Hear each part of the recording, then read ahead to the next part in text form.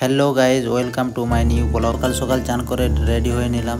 তো আজকে আমরা যাব রঘুনাথপুরে। রেডি হয়ে কমপ্লিট, তারপর বাড়ি থেকে বেরিয়ে যেতে যেতে তোমাদেরকে রাস্তার ভিউটা কিছু দেখিয়ে নিই। দেখো সামনে একটা পাহাড় রয়েছে। এই রাস্তাগুলো ছোট ছোট গ্রাম পার হয়ে তারপরে দেখা যায়। তারপর আমরা পৌঁছে গেলাম সাতুড়ি। পর আমরা বাইক নিয়ে হাইওয়েতে যাবো সালতোড়া রঘুনাথপুর রোডে। আমার সঙ্গে আছে দিদি, জামাইবাবু আর ছোট্ট ভাগ্নি। আজকের মৌসুম একটু মেঘলা মেঘলা, তাই গাড়িতে প্রচণ্ড ঠান্ডা লাগছে। আমরা প্রায় হাফ রাস্তা পৌঁছে গেছি। এখান থেকে রঘুনাথপুর 19 কিলোমিটার। রাস্তার চারিপাশে গাছগুলো পুরো সবুজ হয়ে আছে। আসলে শরৎকাল চলছে, তো শরৎকাল আর যদি তারপর পুরুলিয়ায় আসো মানে অসাধারণ যাকে বলা হয়।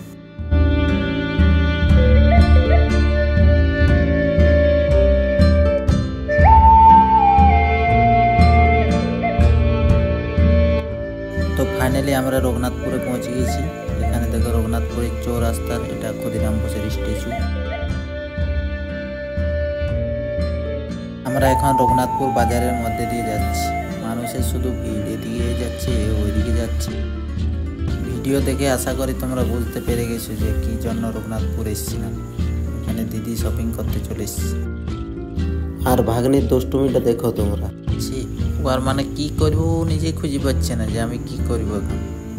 দেখো দুষ্টুমিটা দেখো, কখনো চেয়ারের উপরে চেপে যাচ্ছে একাই, আবার কখনো চেয়ারের উপরে দাঁড়িয়ে পড়ছে। ফাইনালি 2 ঘন্টা শপিং করার পর আমরা চলে এসেছি মিষ্টির দোকানে কিছু খাওয়া দাওয়া। ভিডিওটি কেমন লাগলো কমেন্ট করে জানাবে প্লিজ, কারণ আমি নতুন নতুন ভিডিও বানাচ্ছি। কোনো ভুল হয়ে থাকলে কমেন্টে জানিও। তো অবশেষে আমরা বাড়ির পথে রওনা হব। Shopping complete. Okay bye.